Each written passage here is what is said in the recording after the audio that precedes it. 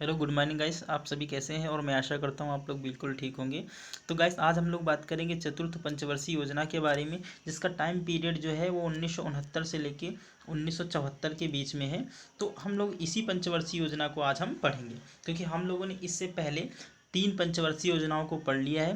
पहली पंचवर्षीय योजना जो थी वो 1951 से लेके 1956 तक चली थी, और द्वितीय पंचवर्षीय योजना जो थी वो 1956 से लेके 1961 तक चली थी।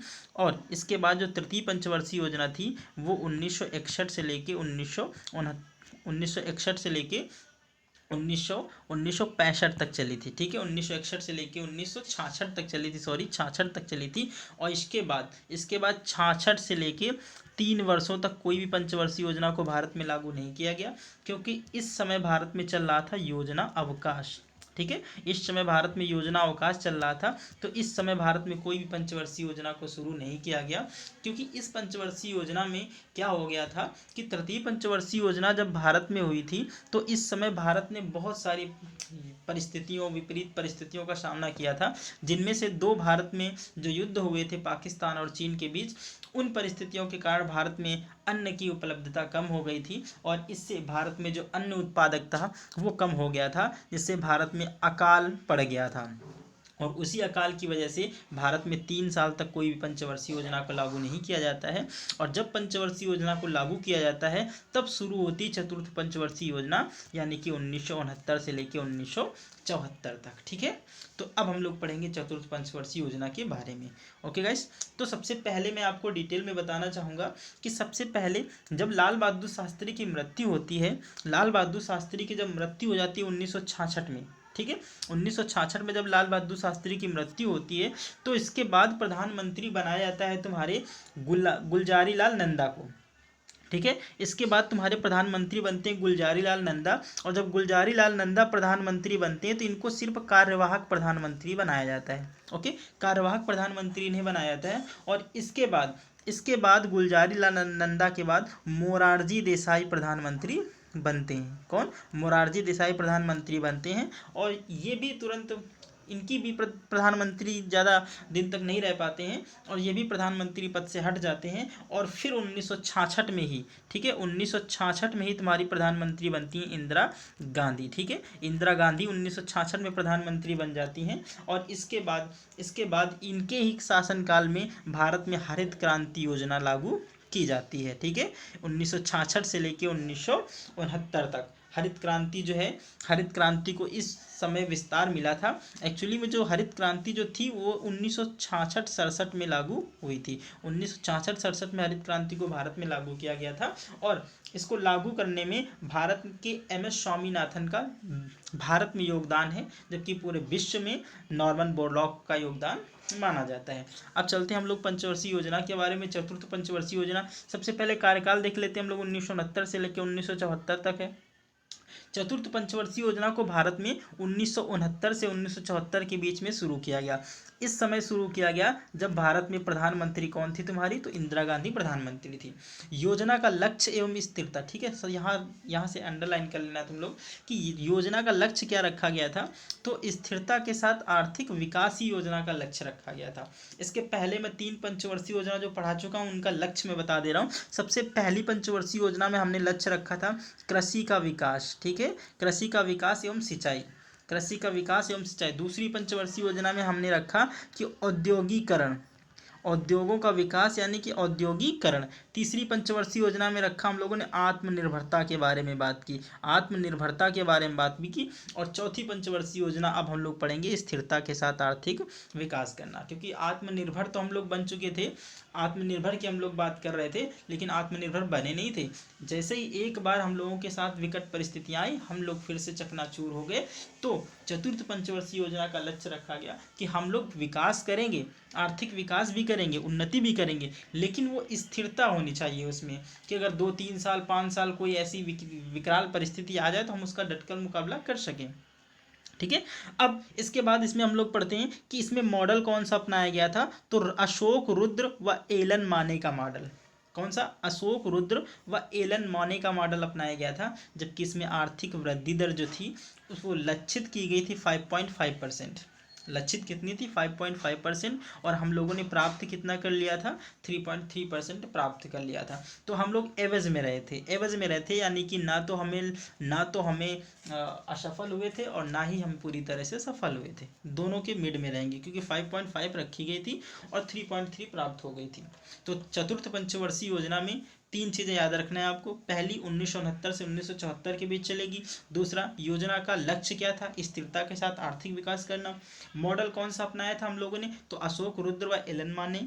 इसके बाद आर्थिक वृद्धि दर में दो चीज़ें अपन पढ़ते हैं। पहली बात, लक्षित वृद्धि हमने कितनी रखी थी 5.5%, और उसके बाद जब 5 वर्षों में देखा गया तो हमने पाया कितना, तो पाया हम 3.3%, यानी कि हम लोग ना तो ज़्यादा असफल हुए थे, ना ही पूरी तरह से सफल हुए थे, हम मिड में रहे थे। इसके बाद इसके कार्यक्रमों के बारे में बात करेंगे, तो इसमें पहला कार्यक्रम जो था वो 19 जुलाई 1969 को चलाया गया था, जिसमें 14 बैंकों का राष्ट्रीयकरण किया गया था।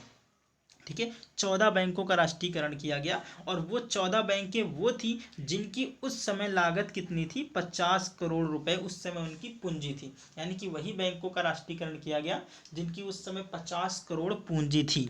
ठीक है, इसके बाद 14, ये तो चलो ये तो हो गया है। ठीक है, तो चलिए हम लोग आगे बताते हैं। इसके बाद क्या हुआ कि अक्टूबर 1969 में ही बैंकों को बढ़ावा देने के लिए लीड बैंकों की शुरुआत की गई। ये वो लीड बैंकें थी जो जिला स्तर पर काम कर रही थी। का किस स्तर पर काम करेंगी, तो जिला स्तर पर काम कर रही थी। जिले में जिला स्तर पर काम करेंगी, यानी कि जिले के जितने भी गांव हैं उनको जोड़ेंगी बैंकों से, और वो धीरे धीरे क्या करेंगे, जो पिछड़े हुए लोग हैं उनको बैंकिंग सेक्टर से जोड़ने के लिए इन लीड बैंकों की शुरुआत की गई थी। और इनका उद्देश्य क्या था, जिला स्तर बैंकिंग को सुविधा प्रदान करना।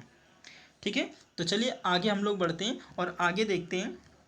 इसके बाद एक्चुअली में हुआ क्या, चतुर्थ पंचवर्षीय योजना में ही क्या हुआ भारत में, चलो इसको तो हम रिपीटेशन हो गया, ये यहाँ से शुरू करते हैं। इसके बाद हुआ क्या, चतुर्थ पंचवर्षीय योजना में ही भारत में श्वेत क्रांति की शुरुआत होती है। आप लोगों को अगर श्वेत क्रांति का वीडियो देखना है तो मैंने प्लेलिस्ट में डाल दिया है, श्वेत क्रांति ऑपरेशन फ्लड नाम से वहाँ पे मिल जाएगी आपको। ठीक है, वर्गीज कुरियन जो थे उन्होंने भारत में शुरू किया था, तो उसको आप लोग पूरा देख लीजिएगा, वहाँ से डिटेल में मिल जाएगा। यहाँ तो मैं थोड़ी सी बात बताऊंगा आपको, क्योंकि यहाँ पंचवर्षीय योजनाएं चल रही, ना कि ऑपरेशन फ्लड चल रहा है। ठीक है, लेकिन फिर भी मैं आपको यहाँ से बता दे रहा हूँ। चतुर्थ पंचवर्षीय योजना जो है भारत में श्वेत क्रांति की शुरुआत चतुर्थ पंचवर्षीय योजना में होती है, और इसकी शुरुआत होती है 1970 में। कब, 1970 में इसकी शुरुआत होती है। और इसको भारत में किसने शुरू किया था, तो इसको भारत में वर्गीज कुरियन के द्वारा शुरू किया गया था, जिनके ही अथक प्रयासों से भारत पूरे विश्व में दुग्ध उत्पादन में प्रथम स्थान हासिल कर सका। पहले अपन दुग्ध के उत्पादन में बहुत पीछे थे, लेकिन जैसे ही वर्गीज कुरियन साहब ने क्या किया, श्वेत क्रांति भारत में लागू की, वैसे ही हम लोगों ने क्या किया, दूध के उत्पादन में भारी वृद्धि करवाई, जानवरों में अच्छी अच्छी नस्लें तैयार करवाई। ओके, और जब अच्छी अच्छी नस्लें तैयार हुई तो दूध की मात्रा में उत्पादन में वृद्धि हुई, और जब उत्पादन में वृद्धि हुई तो कुछ सालों बाद ही हम क्या हो गए, पूरे विश्व में टॉप कर गए। ओके, इसके बाद दूसरा कार्यक्रम जो था वो मई 1974 में ही भारत में पहला भूमिगत परमाणु परीक्षण किया गया। भारत में पहला भूमिगत परमाणु परीक्षण किया गया, और ये जो परमाणु परीक्षण था ये जैसलमेर राजस्थान में किया गया था। ओके, जैसलमेर है कहाँ पे, तो ये जैसलमेर राजस्थान में। तो जैसलमेर के राजस्थान में पहला भूमिगत परमाणु परीक्षण किया गया था, जिसका नाम था लॉफिंग बुद्धा। क्या नाम था, लॉफिंग बुद्धा इसका नाम था, लॉफिंग बुद्धा, जिसका नाम क्या रखा गया था, लॉफिंग बुद्धा रखा गया था। और ये कब शुरुआत की गई थी, तो इसको शुरू किया गया था 1974 में, भारत का पहला भूमिगत परमाणु परीक्षण। कहाँ पर, राजस्थान, पोखरण जैसलमेर में, पोखरण जैसलमेर राजस्थान में। ठीक है, चतुर्थ पंचवर्षीय योजना के दौरान ही भारत में परिवार नियोजन कार्यक्रम को शुरू किया गया था। अब देखो, परिवार नियोजन के बारे में अगर हम तुमको पढ़ाएं तो परिवार नियोजन एक ऐसा कार्यक्रम था जिसमें कुछ प्लानिंग नहीं की गई थी, बिना प्लानिंग के लोगों के ऊपर थोप दिया गया था। मैं अपने विचार यहाँ पे रखना चाहता हूँ, अगर आप लोगों के विचार हमसे मैच ना खाएं तो प्लीज़ आप लोग हमें माफ़ करिएगा, क्योंकि सबके विचार अलग अलग हो सकते हैं, लेकिन मैं जहाँ तक अपने विचार रखना चाहूँगा तो यहाँ पे इंदिरा गांधी जी ने थोड़ी भूल की थी, क्योंकि परिवार नियोजन, देखो परिवार नियोजन करना तो बहुत ज़रूरी था, लेकिन उस समय ऐसी परिस्थितियाँ एकदम से भारतीयों पे नहीं थोपनी चाहिए थी। ये जो प्रायोरिटी जो है वो शहरी लोगों पे ना देकर सीधा गांव के लोगों पे थोपी गई थी, क्योंकि गांव के लोग जो अनपढ़ थे ठीक है। उनको इन लोगों ने क्या किया, जबरदस्ती उन लोगों को पकड़ा और गाड़ी में भरा। सरकारी गाड़ी जाती थी, सरकारी गाड़ी जैसे ही लोग देखते थे लोग भाग जाते थे वहां से, लेकिन जो लोग मिल जाते थे उनको पकड़ पकड़ कर जबरदस्ती अस्पतालों में पैक कर दिया गया और उनकी नसबंदी करके उनको फेंक दिया जाता था। उसके बाद उनको देखा तक नहीं जाता था कि उनकी स्थिति है कैसी एक्चुअली में। लेकिन शहरी शहरी जीवन वैसे ही चल रहा था, लेकिन गांव का जीवन जो है अस्त व्यस्त हो गया था पूरी तरह से। सबसे ज़्यादा प्रभाव पंजाब में पड़ा, सबसे ज़्यादा प्रभाव पंजाब में पड़ा। और पंजाब में जब ज़्यादा प्रभाव पड़ा तो 1975 में इतने ज़्यादा वहाँ पर दंगे हुए कि भारत में आपातकाल लगाना पड़ा। सोचो, ये नसबंदी का कारण जो है इतना बड़ा बन जाता है लास्ट में चल के कि इतने दंगे उठते हैं, और दंगे की वजह से ही भारत में क्या होता है कि आपातकाल लगता है। एक्चुअली में मेन वजह कुछ और थी, लेकिन जो आग लगाने का काम जो था ना, आग लगाने का काम जो था वो परिवार नियोजन कार्यक्रम ने किया था। अगर आपको परिवार नियोजन कार्यक्रम लगाना था तो पहले क्या करते, पहले इसके साथ ही आप लोगों को शिक्षित करते। पहले गांव के लोगों को शिक्षित करना चाहिए था। जब उनमें शिक्षा आ जाएगी तो वो लोग खुद अपने आप से समझ जाएंगे। बिना शिक्षा के, बिना सोचे समझे नीति तैयार की गई और लोगों को सीधा नसबंदी करने के लिए मजबूर कर दिया गया। मजबूर तो छोड़ो, लोग कर नहीं रहे थे तो उनको ज़बरदस्ती अस्पतालों में भर्ती किया गया और उनको ज़बरदस्ती नसबंदी करके उनको फेंक दिया गया गाँव में। ऐसी विपरीत परिस्थितियां थी। लोग गाड़ियों को देख लेते थे तो भाग जाते थे, क्योंकि उनको डर था कि कहीं कहीं लोग सरकारी नौकर पकड़ न ले जाएं और हमारी नसबंदी न कर दें। तो ये इतनी विकराल परिस्थितियां चल रही थी 1974 में। ठीक है, इसके बाद हम लोग बात करेंगे आगे, और आगे देखते हैं आगे क्या है। इसके बाद क्या हुआ, दुग्ध उत्पादन की अगर बात हम लोग करेंगे तो दुग्ध क्रांति को ऑपरेशन फ्लड के नाम से भी जाना जाता है। इस क्रांति को ही ऑपरेशन फ्लड के नाम से जाना जाता है। और ऑपरेशन फ्लड को भारत में 3 चरणों में शुरू किया गया था। कितने चरण हो जाएंगे, 3 चरण हो जाएंगे। जिससे क्या हुआ कि भारत में दुग्ध की कमी को दूर किया गया, और इस दुग्ध की कमी को दूर करने वाला जो कारण था उसको हम लोगों ने कहा कि ये क्या है, श्वेत क्रांति है। श्वेत क्रांति या फिर ऑपरेशन फ्लड, दोनों के दोनों किससे संबंधित है, दुग्ध उत्पादन से संबंधित है। 13 जनवरी 1970 को इसकी शुरुआत होती, किसकी, ऑपरेशन फ्लड या फिर श्वेत क्रांति की।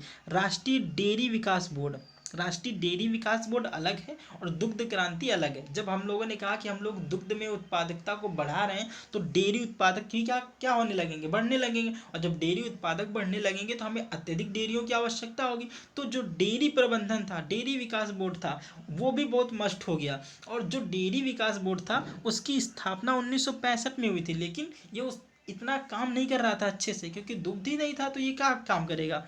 ठीक है, लेकिन 1970 में जब श्वेत क्रांति शुरू की गई तो उसके बाद राष्ट्रीय डेयरी विकास बोर्ड जो है, इसने हर जगह अलग अलग तरीके से अपनी छोटी छोटी शाखाएं शुरू की और इसने दुग्ध को खरीदा। और दुग्ध को खरीदने के साथ ही भारत जो है पूरे विश्व में टॉप बन गया। इसके बाद जो राष्ट्रीय डेयरी विकास बोर्ड है, इसका जो मुख्यालय गुजरात के आनंद शहर में, गुजरात का एक आनंद शहर है, वहाँ पर राष्ट्रीय डेयरी विकास बोर्ड का मुख्यालय है। ओके गाइस, तो अब बात करते हैं हम लोग नेक्स्ट की, और यहीं तक था ये वीडियो चतुर्थ पंचवर्षीय योजना। तो एक बार हम लोग फिर से मोटी मोटी बातें देख लेते हैं कि चतुर्थ पंचवर्षीय योजना को भारत में एक्चुअली में लागू कब किया गया। तो लागू किया गया इसको 1969 से लेके 1974 के बीच में। कब से, 1969 से लेके 1974 के बीच में इसको लागू किया गया। इसका लक्ष्य क्या रखा था हमने, स्थिरता के साथ आर्थिक विकास दर। ठीक है, स्थिरता के साथ आर्थिक विकास दर। इसके बाद मॉडल हमने क्या अपनाया था, तो एलन माने का मॉडल। किसका, एलन माने का मॉडल, एलन माने का मॉडल व अशोक रुद्र, कौन, अशोक रुद्र व फिर एलन माने का मॉडल हमने अपनाया। हमने कहा कि हमने लक्ष्य कितना रखा था, हमने लक्ष्य जो है 2 प्रकार से रखे थे आर्थिक विकास दर में। हमने लक्ष्य तो रखा कितना परसेंट का, 5.5% का। कितना, 5.5% का। और एक्चुअली में हमें प्राप्ति कितनी हुई, 3.3% प्राप्त हुई। 5.5 का लक्ष्य, 3.3% प्राप्त हुई। इसमें कार्यक्रम में हमने बताया कि सबसे पहले 1969 में 14 बैंकों को क्या किया कर दिया, राष्ट्रीयकरण कर दिया गया। उसके बाद 1969 में ही बैंकों को बढ़ावा देने के लिए लीड बैंकों की शुरुआत की गई। इसके बाद जो था मई 1974 में पहला भूमिगत परमाणु परीक्षण किया गया, जिसका नाम था लॉफिंग बुद्धा, जो पोखरण जैसलमेर में किया गया था। इसके बाद 1973-74 में नॉर्थ पेन एरिया प्रोग्राम, डॉट पेन एरिया प्रोग्राम शुरू किया गया, जिसका नाम है सूखा प्रवण क्षेत्र कार्यक्रम। ठीक है, इसके बाद हमने कहा परिवार नियोजन कार्यक्रम को शुरू किया गया। और इसके बाद 1970 में शुरू होती है तुम्हारी ऑपरेशन फ्लड, यानी कि श्वेत क्रांति, जिसको पूरे विश्व में शुरू किया था किसने, पूरे भारत में शुरू किया गया था वर्गीज कुरियन के द्वारा। ओके, तो अब हम लोग बात करेंगे नेक्स्ट पंचवर्षीय योजना की, और नेक्स्ट पंचवर्षीय योजना हम लोग पढ़ेंगे कल, यानी कि 5वीं पंचवर्षीय योजना, जो 1974 से लेकर 1978 तक चली थी। और ये वही पंचवर्षीय योजना जो थी जो अपने कार्यकाल से पहले समाप्त होने वाली पहली पंचवर्षीय योजना थी, जिसमें गरीबी हटाओ का नारा दिया गया था इंदिरा गांधी के द्वारा। और उसी में 20 सूत्री कार्यक्रम जो है इंदिरा गांधी के द्वारा चलाए जाते हैं। तो वो हम लोग पढ़ेंगे कल। तब तक के लिए मिलते हैं कल। और आपको अगर वीडियो अच्छा लगे तो आप लोग लाइक कर दीजिएगा इस, और अगर शेयर करना चाहते हो तो शेयर कर दीजिए। ठीक है, और कमेंट करके मुझे बताएं कि यहाँ पर अभी और क्या